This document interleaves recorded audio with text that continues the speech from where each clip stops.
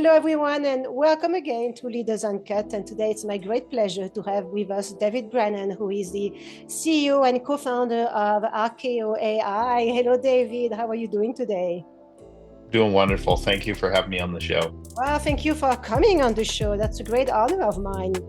I can't wait for you to tell the world what you're doing with AI agents, how you help companies close more deals. Everybody's starting to think about this, how we can really optimize their sales channels, what is the role that AI is going to play within their business, how we can leverage it, and how we can implement it in the best possible way, the easiest possible way, because everybody seems to be a little concerned about that. So if you want to maybe give us some of your background, because you have done a lot in your life, and then once you've done that, you can speak about Arkeo and what you do with that. Well, thank you very much. Well, I'll say I got into business as a very young kid. My parents were entrepreneurs, and so I think it runs in the family. Out of the 10 kids in my family, there's 6 entrepreneurs. So it's definitely I think in the genetics. But I fell in love with business and the excitement of all the things and possibility that's involved at a very young age. I remember being 14, 15 years old, selling gold to American tourists at my parents' RV park in the Yukon as a kid, and Wow. and being able to keep up with my dad, which was pretty good at that age, and just realizing as I got into 20 years old that I love business and I love that creative side of it, and that's when I started my first company. And so I didn't actually get into technology, into software until 2015, and I was actually on a construction site. I was working as a safety consultant, and we had a near miss that almost killed about 20 people on the site, and Wow. it was a pretty big deal. And I remember going and chatting with my co-founder Wade about what had happened, and we sat down for about 2 hours and talked about how we could create a software that would stop that type of event from happening again. Yeah. And shook hands at the end of it and said, let's build this thing. And little did we know we were going on a incredible learning experience over the next 8 years, and made all the mistakes that you make as a first-time founder in software, and luckily we had some good mentors and went through some great programs, and purchased our first competitor in 2022 and rolled them up, and that kind of led into Arkeo, the new company, because what we were trying to do is understand how we could compete in a very crowded space. Like most founders, you have limited resources, you don't have enough money, you don't have enough skill sets, you don't have enough people, and you don't have enough knowledge, and you're always fighting from behind the 8 ball. And so we were trying to figure out, large language models came out, we're trying to figure out how we could use that technology to win, I'll say, or to be more successful. I don't think it's really about winning, but that's how Arkeo came about. I was out for a run and I was like, what if we could build an AI that knew your company? Mm. And came back, and we did about 3 months of research and realized everybody wanted an AI that could help them run their company, just out of concept. Yeah.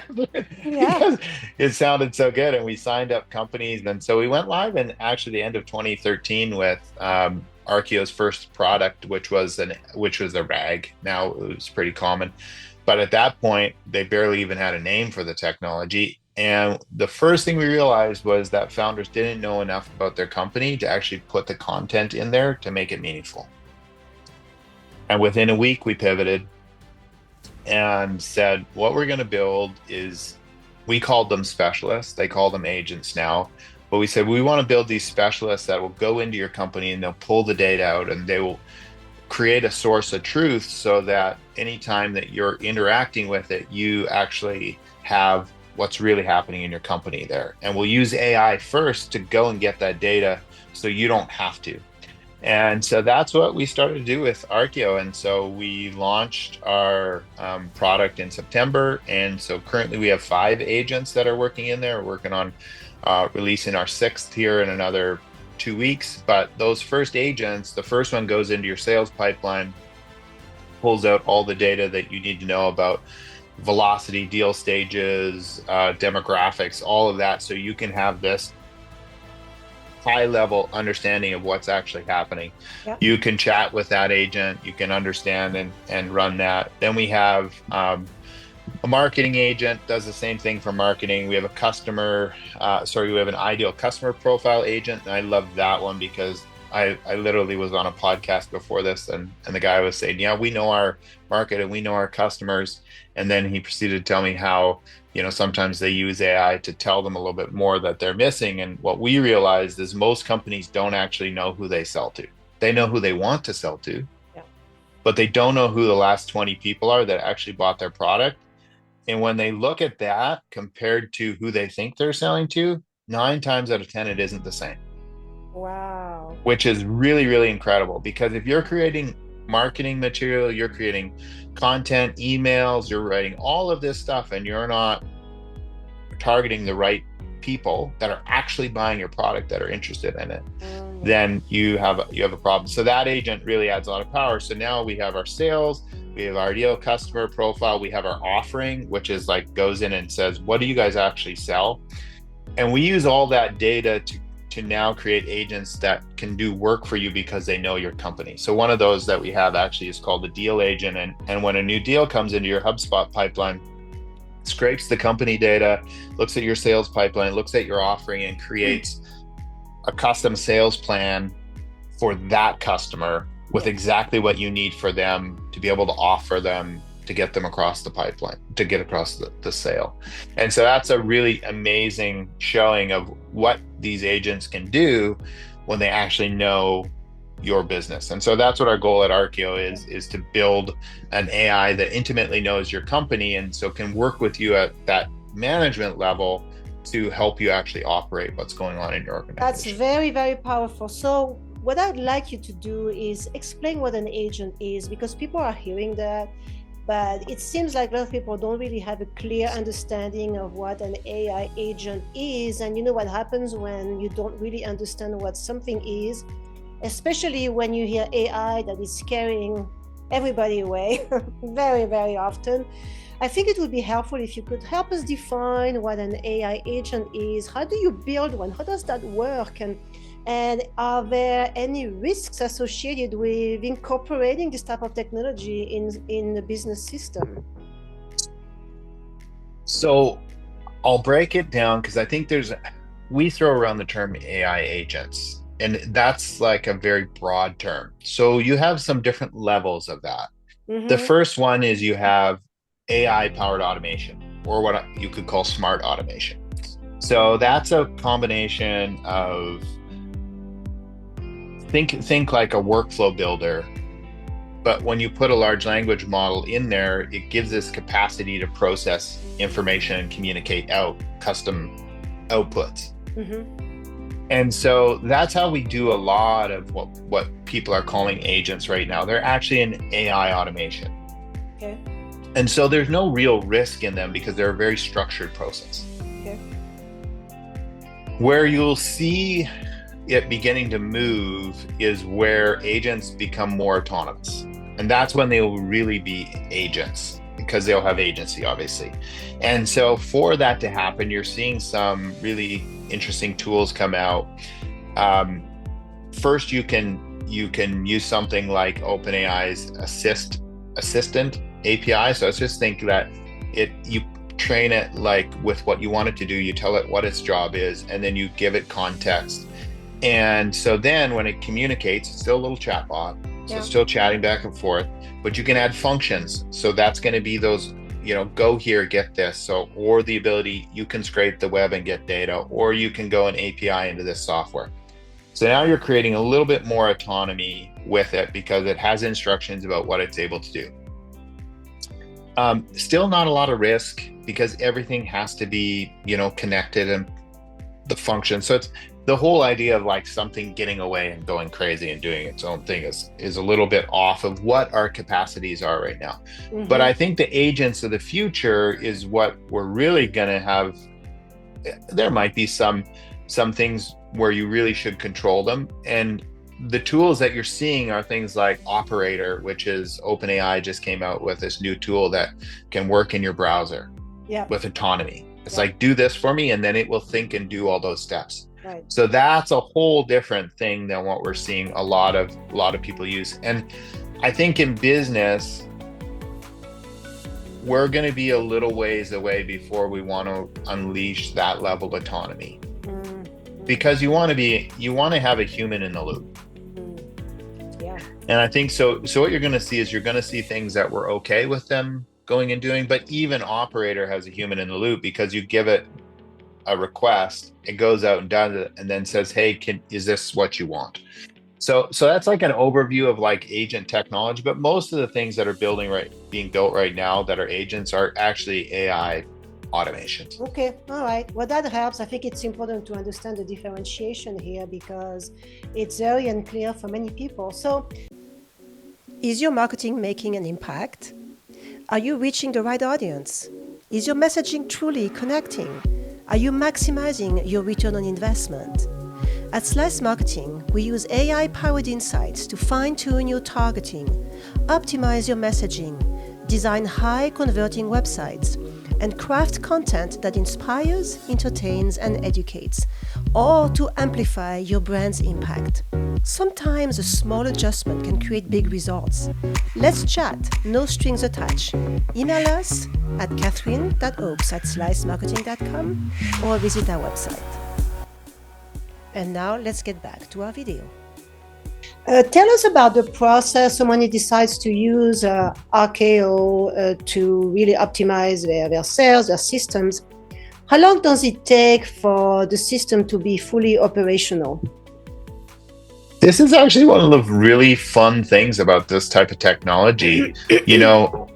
I remember the first time I went to set up HubSpot, and we probably worked for like 4 weeks to get HubSpot set up. Yep. To set up Arkeo is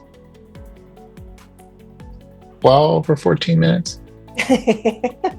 And then on literally most of that's waiting. Most of that's like, yeah. There's 2 minutes of answering questions in the beginning, which is like 3 questions, and then it's working in the background. And then the rest of it's like you come in and it says, okay, connect to your integrations, connect to HubSpot. Yep, boom. Okay, I got my passwords. And then setting up and saying, yes, I want this agent to run on these pipelines on this frequency. Yes, this one, and selecting them, and it's off and running. And then where it does take time is data processing. So for you to start getting reports back, usually takes about 4 to 6 hours, because we pull all that data out and we process it. 4 to 6 hours. My God. I mean, this is horrible. Really? I know. I mean, you can go and have coffee or lunch. Yeah. My God. I mean, nowadays, if it's more than 10 seconds, we all get pissed off. Excuse my French, but that's true. Well, we do break it up, so it feels like it's naturally just happening. But I know. But yeah, I'm just teasing you there. I know. I mean, wow, that's amazing. Yeah. So does that mean that people can say, I'm going to lay off my sales team and I don't need marketers anymore? Can Arkeo do everything for me? No, I think it's a big fear for a lot of employees, as well as people in general, is how this is going to affect them, their jobs, job security. And I think, first of all, it's going to be a massive disruptor. Yes, of course. But I think what you're going to see is out of it this incredible productivity and creativity. Because instead of having 100 people to run a company, you have 10 to do the same thing. Well, that doesn't mean that you put 90 people, they just stop working. It means that now you have 10 companies of 10 people doing 10 different things. And so all of a sudden you get this explosion of creativity, this amazing new technologies and ways of doing things. And I think what you're going to see is really a place where ideas become reality way, way quicker. Yeah. I'll give you an example. 3 years ago, to get to Series A, which from a financial standpoint of venture backed would be somewhere around, let's say you're at 2 to 4 million a year in revenue in a software company. That would cost you probably, you would do a pre-seed round, a seed round, right? By the time you raise that Series A, you would have raised somewhere around maybe between 6 and 20 million, depending on what you're in. Mm-hmm. There's companies right now that are getting to Series A in 9 to 12 months. And I use Series A, not they're raising Series A. They're hitting that revenue in 9 to 12 months. If you look at Y Combinator companies, they had a study, or they were talking about this the other day, where 10 to 20% of their batches in the first 18 months would hit $1 million in revenue. They have companies now that are hitting 10 million in revenue in the first 18 months. Wow. Which is unbelievable growth. Yeah. 10 million in revenue is a 4 to 6 year old company. Right. And so what you're going to see is you're going to see more people doing more things. And you'll be able to do it because you can go faster. You don't need as much resources. I don't need to raise $10 million. I can probably do it with me and 2 people and AIs. So all of a sudden you cut the cost of building a company by 80%. And so I think that's where you're going to see it happening. And so I think for people, and going back to Arkeo with this, our goal isn't to replace people. It's to create tools for teams to use to be more successful. That's why we started with looking at, let's gather data, first of all, so that we're not like baking in your preconceptions. We're giving you a source of truth, and then we give you an AI and you're able to go bang with your company because of course.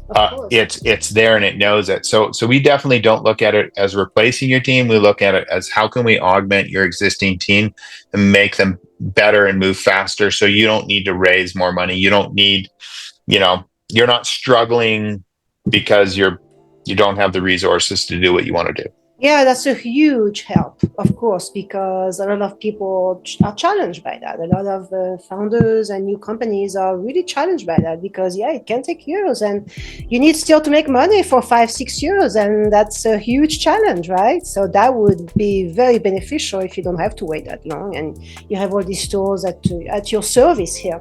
That sounds great. So that sounds like a lot of companies are starting to develop AI agents platforms. What is your unique selling proposition? So we are very focused on software companies. We know that space, obviously haven't been in it for 10 years. And so for us, instead of trying to build, a lot of people are looking at that bottom layer of agents to automate out BDR, cold outreach, content automation, that type of stuff. We're looking at it as everybody needs Arkeo to sit on top of your software stack so it can actually work with you and tell you what's happening across your whole organization. Okay. Because it's great to replace a salesperson's activities, but what's really, really hard is actually giving a founder another founder to work with them.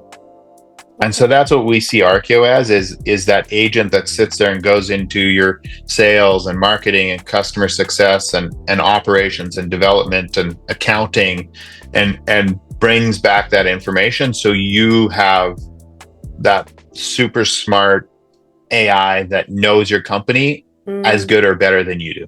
Okay, I love it. And I love how you present this on your website. You call it your centralized command center.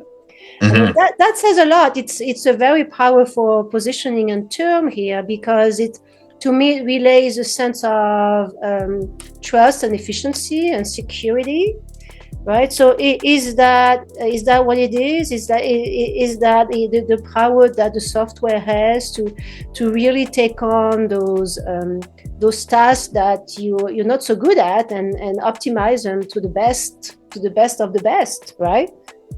Yeah, that is exactly what our goal is to do. Yeah. Allow you to log into, exactly like you said, your command center, and have everything there communicating with you. Even in the design of the software, it's we built it to be communicative. It's telling you a story. It's bringing you the information that you need that day to know. And so that is really, that's the ethos, and where we see a huge value for founders. Yeah, no, I can see that right away. I mean, I can think of quite a few companies that actually would highly benefit from that. So let's talk about integration here, because I'm sure that people are wondering, okay, can I integrate my existing systems with Arkeo? How difficult is it, or how easy is it? Because you have Salesforce, I mean, you have HubSpot, you have all these platforms that everybody's using for sales and marketing. So can you address that? Yeah, so we currently, our main focus was HubSpot was our integration, and now we're actually opening up the other big players.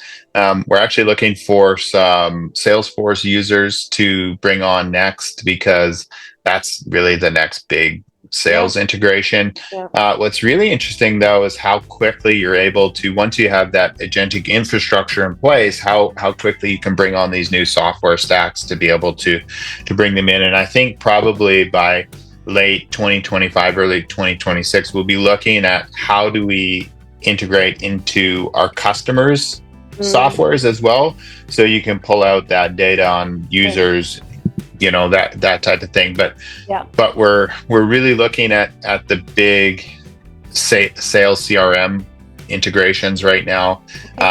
But there's also some, it's so hard, Catherine, with how fast the technology is moving. And I have this sneaking suspicion that you're going to see a mass exodus out of these big software providers in the next 24 months, because there's a lot of AI first products coming out, and I think these existing big players, they have so much tech debt and so much tied into their current infrastructure that they're really in a precarious position. Because you could build HubSpot or Salesforce in probably 6 months right now. Wow. With all of the functionality, for sure in 18 months. If you're using current dev tools and AI first methodology, you take something like Salesforce or HubSpot, where there's probably 1,500, or I think actually I read the other day, there's 10,000 interface screens in HubSpot. 10,000? That means that you can move through 10,000 different. Yeah. You don't need that now, because you can have one place that you interact and you just communicate with your AI, and you just tell it what you want to do, and it just does it for you. So I think they're all very much so at risk. Yeah. And I think that for us, we're kind of like, yes, we're committed to integrating into the big players, but we're also really watching on the side to see who's coming. Who are the products? Who is like putting their foot down and coming into this space? And I think you're going to see them start popping up. Yep. I saw the guys I was talking to last week. They went from 300,000 to 5 million in revenue in under 12 months. Wow. So at that rate, where are they going to be in 2 years from now? What will their product be? Will you need, because they're running like automated BDRs, SDRs, outreach, that type of stuff. They're enriching all the data through the leads through the different tools that they have. Why would you use any of the sales tools at HubSpot when you have a fully automated sales team to plug in? Well, you don't need an interface anymore. So I think there's some players that are coming and we're going to see a big shakeup in how you run companies. I think so too. I mean, first of all, when you buy those software, those systems, first of all, they are very expensive. Second of all, you probably use maybe 5% of what they can do because it is complex, because people don't have the time to do this. And they buy those systems thinking, oh, they're going to do everything for me, but it's not really the case. So I can see the huge disruption in the market with tools like yours. Yeah, I mean, those companies, I hope, and I'm sure they're not stupid, right? I'm sure they are thinking about next generation, and maybe it is integrating quantum computers so that everything is even faster. Who knows? I mean, that's coming too, right? So that's something that companies and founders and innovators like you, they have to start thinking about that too. Because, I mean, soon I think we can all go and spend our life on the beach and the computers will do everything for us and make money for us too. Hey, I'm all for it. Well, I honestly think like we as human beings all have been kind of brought up, I'll say, to believe that to make money, you have to work hard. Yeah, that's right. Sorry, but that's total BS. It's not something I have never actually understood that and grabbed onto that concept, because it's unreal. Yeah. Well, I hope what AI does for all of us is allows us to have a significantly better quality of life. Yeah, I agree. Right? Like, you think about as an operator of a company, manager of a company, owner of a company, how many hours do you put into doing things that just drain your soul? Yeah. Right? Whether it's sales, marketing, accounting, whatever like you're going to love one thing or two things, and the rest of them are just going to. So imagine being able to run your company and have AIs that help you or do 90% of the other stuff for you so that you don't have to. And so you can do the stuff that you like. And now all of a sudden work is fun. Yeah. Because you're like doing the things that you love to do. And I think that goes back to that creativity, because it's going to allow us to be way more creative, do the things we love, not have to spend 80% of our day doing stuff we don't want to. And so if you can be super productive in 20% of your day, replace it with whatever you want. That's wonderful. But see, I think a lot of people are scared. I mean, these new technologies scare them because they have a feeling they're losing control. And you know how it is when you try to control everything all your life, and your ego is big and you just put yourself first in everything you do. It's a hard thing to let go of. Oh, very much so.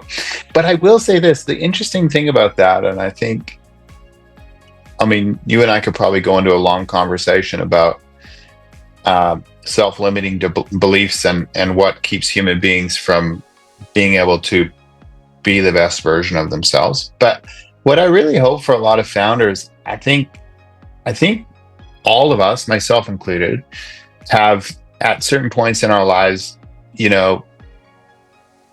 had a huge fear of rejection, failure, all of those things that keep us and stop us from doing things or saying things or really just blossoming into the human beings we could be. And I think what's really neat about a lot of this technology is the reason why most founders won't ask a question, or most entrepreneurs don't ask a question, is they don't want to look stupid. Yes. They don't, right? They don't want that repercussion. Well, imagine if you had the smartest person in the world that you could ask questions to, that helped you, that never made you feel stupid, that never like affected your ego because they were just like your close buddy. Yeah. Or close, I think that's a role you're going to see AI start to take for a lot of people. Mm-hmm. And I've really actually seen like some of the most, I think it's going to be like a leveler.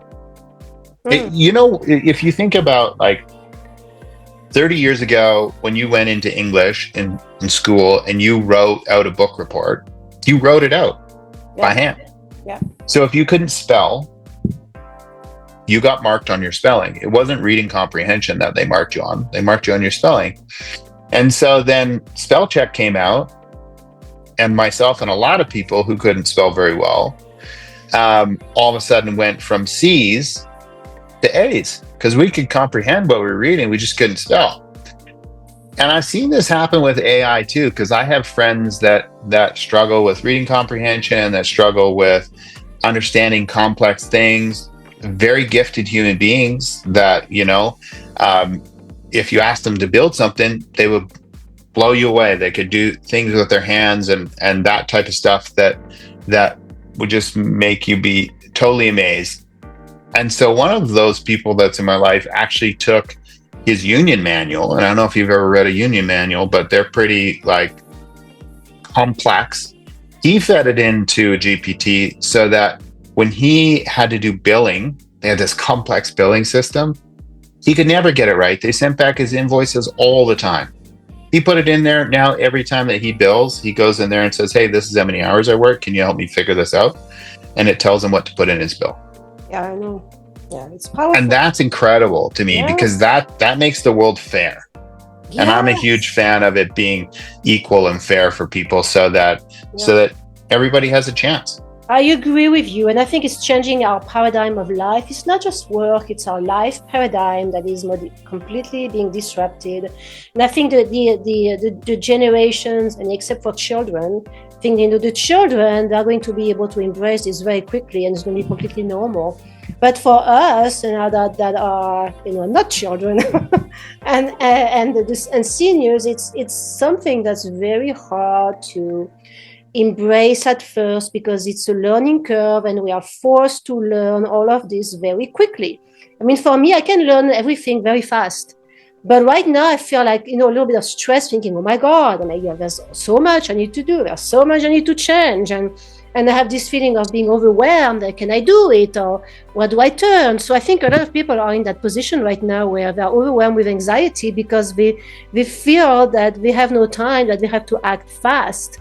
And a lot of them are procrastinating and say, I have time. And when I tell them, no, you don't have time. If you take your time too long, you won't exist anymore, as at least your business won't. So I mean, it's really hard to play in that new field right now because of that anxiety and that uncertainty. Yeah, I agree. And I think, well, I personally have been heavily heads down in it for 2.5 years. Mm-hmm. And I still feel that way lots of days because of how fast it's moving and how fast things are happening. And especially when you're trying to develop and create products in where 2 years to build a product, you were doing great. And now it's like, we need to ship in 3 months, right? And things are changing so fast. Yeah. So there's a huge amount of stress there. But I think the thing that I would say for most entrepreneurs at this point, if you haven't started a conversation with an LLM, so either you're in Gemini or you're in OpenAI, and you haven't started that, start there and just be like, hey, I'm feeling overwhelmed, trying to understand this technology. This is who I am. This is what I do. All entrepreneurs are very good at talking about what they do and that. So start that conversation and then just end it with, can you help me create a 12-month plan on what I should start to learn on this technology so it could be useful for me in my business? Mm-hmm. And it's important, like when you create those prompts, that you put it around what you want it to be. Like, if it's about your business, make it about your business. Okay.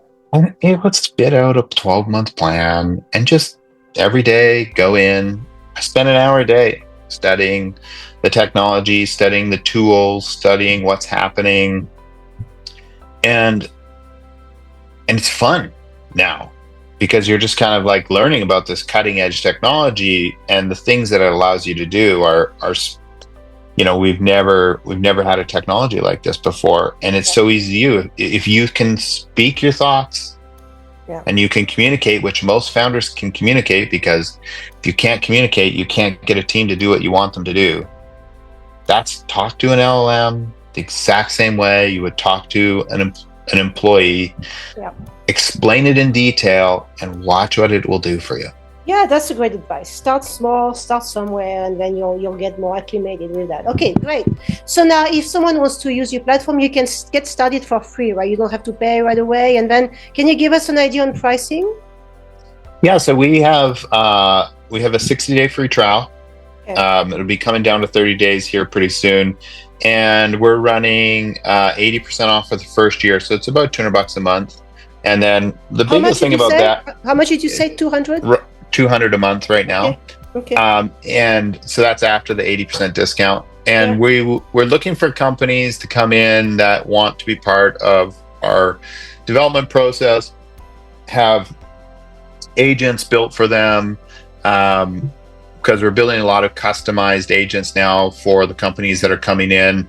And we actually have, because of that, and kind of this same thing with this conversation here, how people are feeling overwhelmed, we've actually launched a AI implementation, a 12-month implementation plan. So if you're a founder that's looking to understand AI, see how you can start to move into an AI first operating company, we have a 12-month program where we actually sit down with you and do, a 45-minute assessment, break down where you guys are at, what softwares you're using, and then build out a plan for the next 12 months, and then implement that with you and your team over 12 months, which has been really, really cool. We're seeing incredible wins for customers where, they're increasing sales, like close rates, and reducing the time to actually do a huge amount of the tasks. Yeah. You're seeing most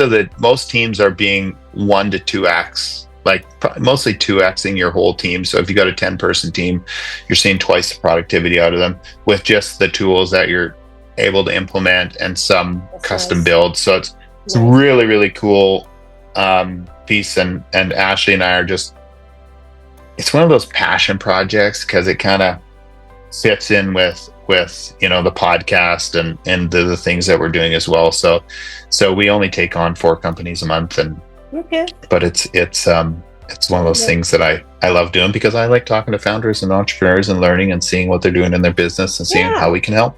You have to stay in touch with your environment. I mean, it's very important to have that feedback. Otherwise, you just work in a silo and you may create something that's not going to work for people. So that's great. All right. So that's wonderful. I love what you're doing. So if someone wants to get hold of you, what's the best way to do that? Well, you can send me an email. Okay. David@arkeoai.com. Okay. Please don't send me your sales emails because I will spam them and it will ruin your sender score. But I'm also on Instagram, David E. Brennan 101. I'm on LinkedIn, Twitter, Facebook, all of the main channels. Okay. And my personal website is davidebrennan.com. And if you want to see any of my running stories, my podcast, all that stuff, you can go there and find it. Perfect. Wonderful. Great. All right. So thank you for all of this. This was great to speak about what you're doing and how people should really look into AI and look into your system that can save them huge amounts of time. I will, for sure. So I ask all my guests to share a story of resilience, something you had to overcome in life that you did overcome, something that taught you great lessons that changed the route of your life, and that would be inspirational and motivational to my audience. What would that be, David? Well, I will say in 2020, just after COVID kind of hit, I was back in Canada. I've been running Safety Evolution for like 5 years. It was such a grind. I was probably about 235 pounds. And smoking occasionally and vaping, and I kind of had hit this point where I just was not happy. I wasn't seeing like the things happen in my life that I really wanted to happen, and I got lucky because a fellow by the name of Dan Martell came to town. I lived in Kelowna at the time, and he started this thing called the Founders Hike, and so we hiked up a mountain at 6:30 in the morning. And I remember like reaching out to see if I could get an invite, and I was pretty nervous about the whole situation. And I got there, I made it up the mountain and back down. But it was really interesting for me because I realized that those were the people I wanted to be around. And I could see the things that I needed to do to be able to, I'll say, I don't want to say fit in, but like be there, I guess, in a real sense of being there and belonging in those places. And it was an incredible journey because I started that hike. 3 months later, one of the people on there asked me if I wanted to run a half marathon. And so I signed up for that. I ran my first half marathon 3 months later with, Dan and a few other people. And that was the beginning of my running journey. And I think for me, probably one of the biggest transformation periods of my life, because it went from being pretty much sitting on a couch and, in really bad shape to last year, I ran my third 50K ultra marathon. Wow. And I think what running did for me was just show me how much you're really capable of as a human being. Yeah. And then the side effect, I think, that people don't realize is when you do endurance sports like that, what it really gives you is a long time to think. And you don't have your phone in your hand. You don't, try and go and run for 3.5 hours. Yeah. You think and you think and you think, and it adds a level of clarity, focus, dedication, and that you just won't get unless you start doing things like that. So that was my big transformation. And so that led me to starting Arkeo and having my own personal brand. And I think even deeper, just like getting to know who I was and appreciating that human being and digging into being okay with the things that are me.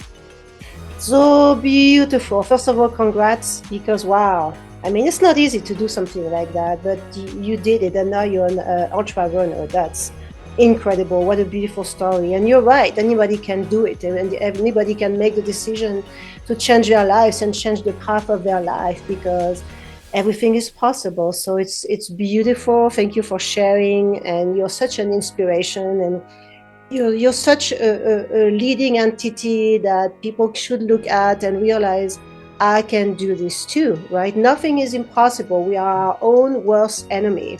And it's really the stories we tell ourselves every day that become real. And you have to be careful what you think about and excuse me, how you see yourself, and where your belief system is when you look at the life, your ideal life and the dream life that you want to implement. So thank you again. That's incredible. I'm so excited that you came here to share your story. Thank you so much, David. Thank you for having me on the show. And if there's anything I can do to help anyone, let me know. All right, sounds good. Well, thanks everyone for watching. Please share this video on your networks. I am sharing that on my networks as well, but I need people to help me out. Spread the good, share stories, let people know what David is doing with Arkeo, because it can really be very helpful for so many. Like he said before, a task you have or a project you have used to take 2 or 3 years. It can be done now in just a few weeks. So that's something to think about, because it really will impact your productivity and leave space for yourself to become the leader that you need to be, or to just have the time to think, just like David mentioned. Sometimes we just don't pause and think, because pausing and thinking can change the direction of what you're doing, and it can be critical in certain cases. So check it out, connect with David, learn about AI tools, AI agents, because now is the time. You don't have 10 months anymore, 12 months. Now is the time to start being educated about everything so that you can make informed decisions. So thanks again for watching. Thank you for subscribing to the channel. I would appreciate it. And we will see you next time.